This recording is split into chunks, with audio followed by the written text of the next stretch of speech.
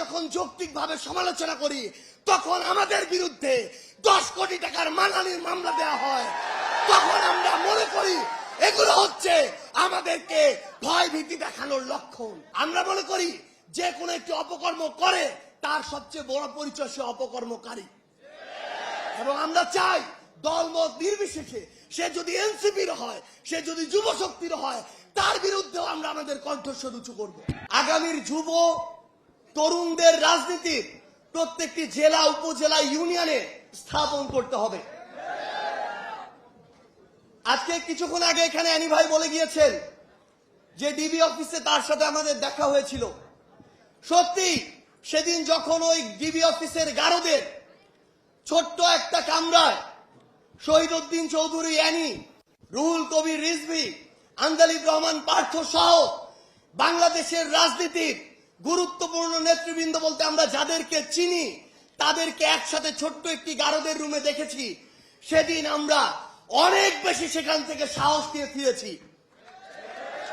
কিন্তু এখন যখন এই অভ্যুত্থান পরবর্তী বাংলাদেশে আমরা দেখি যে হাবিবুর রহমান, ফজলুর রহমানরা ফ্যাসিবাদের টোনে কথা বলে, তখন আমরা আবারও আশাহত হই।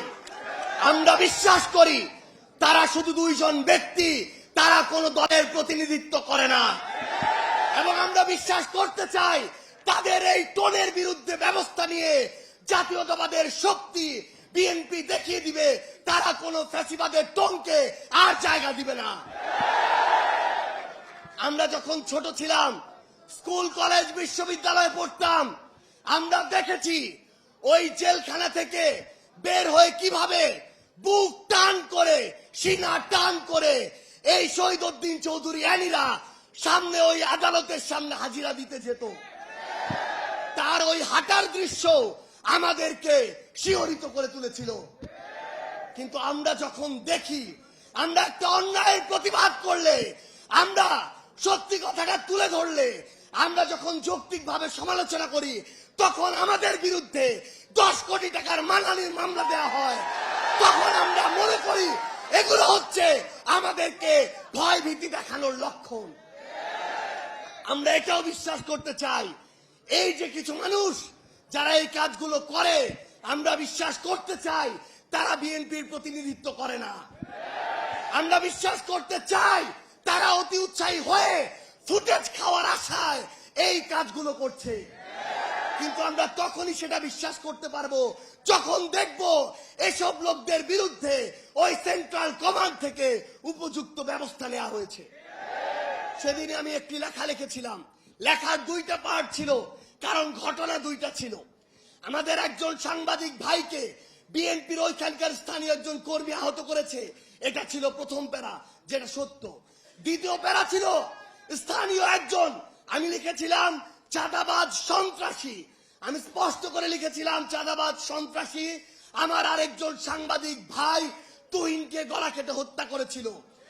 যখন আমি কয়েক ঘন্টা পরে দেখলাম ওই লোকটি চাঁদাবাজ সন্ত্রাসী নয়, ছিনতাইকারী সন্ত্রাসী, তখন আমি সেটি ঠিক করে দিয়ে লিখেছিলাম ছিনতাইকারী সন্ত্রাসী।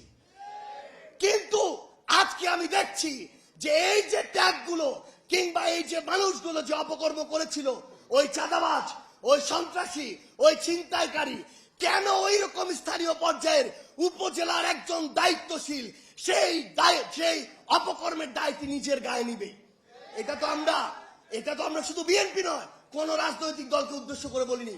আমরা মনে করি যে কোনো একটি অপকর্ম করে তার সবচেয়ে বড় পরিচয় সে অপকর্মকারী, এবং আমরা চাই দলমত নির্বিশেষে সে যদি এনসিপির হয়, সে যদি যুব শক্তির হয়, তার বিরুদ্ধেও আমরা আমাদের কণ্ঠস্বর উঁচু করব।